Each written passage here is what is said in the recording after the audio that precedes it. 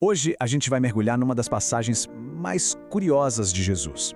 Uma história que começa com uma coisa bem mundana, a falta de pão num barco, mas que na verdade revela um perigo muito maior, o tal do fermento. O que será que isso quer dizer? Vamos descobrir juntos? Olha só, a cena está lá no Evangelho de Marcos. Tenta imaginar a situação. Os discípulos estão com Jesus, no meio do mar, num barco, e de repente bate aquela constatação que todo mundo já teve um dia. Esquecemos de trazer comida. E eles ali, focados nesse único pãozinho. A preocupação com a fome era tão grande que eles estavam prestes a deixar passar uma lição fundamental. A necessidade física estava literalmente cegando a visão espiritual deles. É exatamente nesse momento, nesse clima de "e agora, o que a gente vai comer?", que Jesus solta um alerta bem misterioso, que é o coração da nossa análise. A reação dos discípulos é uma coisa, mas para a gente entender, vale lembrar. Os fariseus eram o poder religioso da época, muito apegados às regras e aparências. E Herodes, poder político, corrupto, cheio de ambição. Jesus coloca os dois no mesmo saco, como um tipo de perigo bem específico. Eles ouviram fermento e pensaram em quê? Pão, claro. Eles acharam que Jesus estava dando uma bronca neles por terem esquecido o lanche. Eles estavam totalmente presos na lógica material. Só que a conversa de Jesus, essa estava em outro nível. Então, afinal, o que é esse tal de fermento?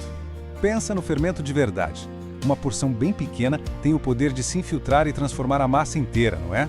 Pois é, Jesus usa essa imagem para falar de uma influência que corrompe, que se espalha quietinha e contamina tudo por dentro. E aqui o contraste fica muito claro. De um lado, a gente tem o fermento do poder, da hipocrisia, da desconfiança, um fermento que azeda, que impede o crescimento. Do outro lado, o fermento da fé que Jesus oferece. Esse sim tem o poder de fazer crescer e até de multiplicar os dons que a gente tem. Jesus, percebendo que eles não tinham entendido absolutamente nada, parte para um confronto direto. A frustração dele é quase palpável no texto. Ele começa com uma série de perguntas, uma mais afiada que a outra, questionando a falta de percepção e de fé justamente daqueles que estavam mais perto dele. O tom vai subindo. A pergunta fica mais intensa. Fica óbvio que o problema não era a memória fraca deles, mas algo bem mais profundo. E aqui vem o diagnóstico. A causa da cegueira deles não era falta de inteligência. Era um coração endurecido.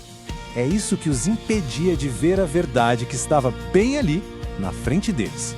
Ele escancara a ironia da situação. Eles têm olhos, mas não enxergam. Têm ouvidos, mas não escutam. Viram milagres acontecerem, mas não pegaram a mensagem principal.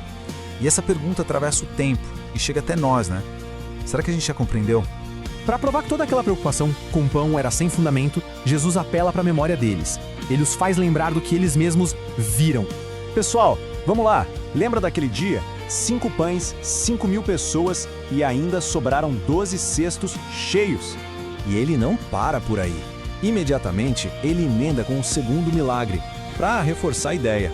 Com ele, a lógica da escassez simplesmente não existe. Com ele, sempre tem mais do que o suficiente. É isso. A matemática de Jesus é outra. Desafia nossa lógica. A lição dele é clara. A abundância que ele oferece vai muito além do pão material. A pedagogia dele é simples, mesmo que o mistério seja gigante. Jesus não veio só para matar a fome do corpo. Ele veio oferecer o alimento verdadeiro. A sua palavra, o seu corpo, o seu sangue. É a vida dele entregue por completo para nutrir tudo: corpo, alma e espírito. Agora, esse alerta sobre fermentos que corrompem não ficou lá naquele barco há 2000 anos. Ele ecoa hoje, e muito. Talvez de formas até mais difíceis de perceber. Vamos pensar em alguns exemplos. As fontes que a gente analisou apontam vários desses fermentos modernos. Tem ideologias que vão minando a fé por dentro, tem o uso da religião para fins de poder e política, ou até discursos de ódio que se disfarçam de moralidade. No fim das contas, a grande lição é um chamado ao discernimento. É preciso estar sempre vigilante para reconhecer e rejeitar essas influências que tentam estragar a fé por dentro, que impedem a massa de crescer de verdade.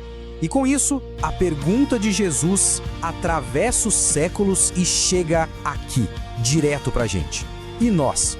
Será que já compreendemos? Estamos atentos a esses fermentos que aparecem na nossa vida? Ou será que o nosso coração, às vezes, também anda meio endurecido? Fica aí a reflexão.